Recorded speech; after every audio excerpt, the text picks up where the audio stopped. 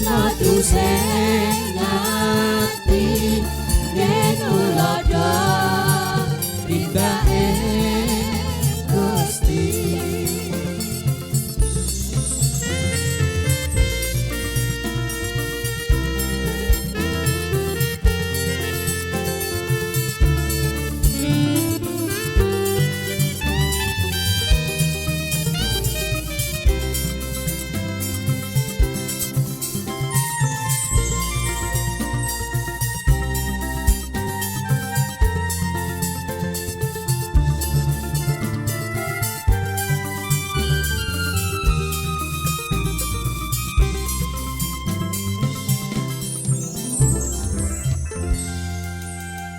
Luar biasa.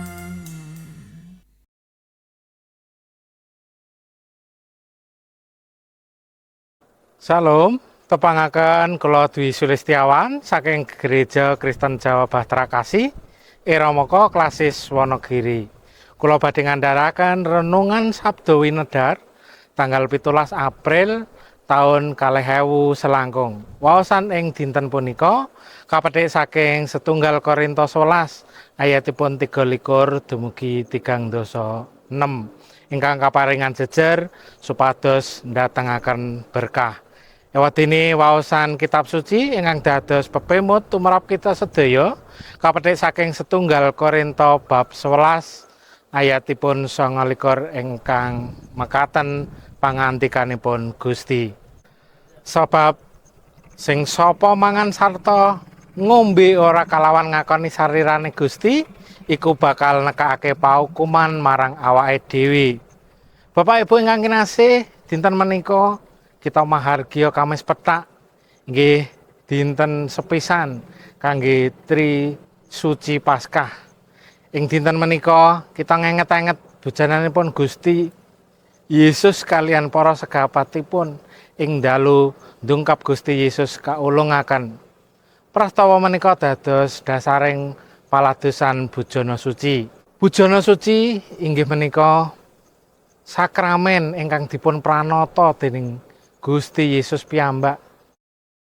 Wonten ing ayatipun 21 wonten ing setunggal Korintus bab 11 kala wau ngandikaaken lan sawuse saos syukur tumuli dicuwil-cuwil sarta ngandika, iki badanku kang kaulungake marga saka kowe, iku padha tindakna minangka pangeling-eling marang aku.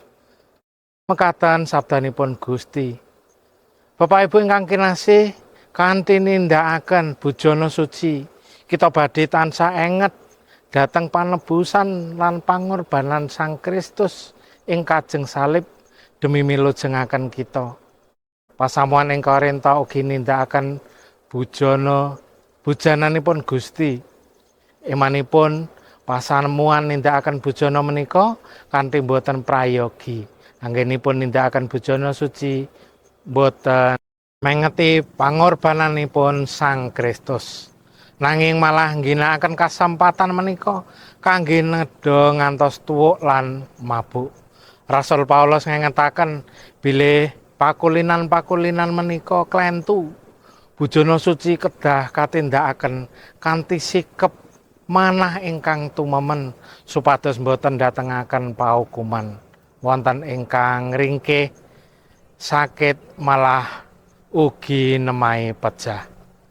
Bapak Ibu ingkang kinasih, bujana suci dipun tindakaken ngantos dumugi ing wekdal samangke ing wekdal-wekdal ingkang katemtokaken.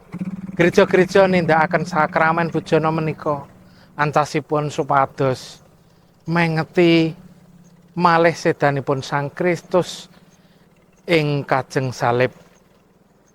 Anggen kita nindakaken bujana suci supados ndatengaken berkah inggih menika nalika kita nderek ing pambujanan. Kita kedah ngakeni sarinanipun Gusti. Teges kanthi manah ingkang tumemen pramila Rasul Paulus maring pitutur supados kita ndadar diri langkung rumiyin saderengipun kita nampi bujana menika. Pangandikanipun Gusti menika Mboten meden-medeni, ananging supados pepenget dhateng kita, supados bilih nindakaken sakramen bujana kanthi manah ingkang tumemen menika minangka tandha panuwun syukur lan pakurmatan kita dumateng Gusti. Mekaten sabda winedar enjang menika sugeng mengeti dinten Paskah Gusti tansah berkahi kita. Amin. Tresna tuseng ngati yen ulodo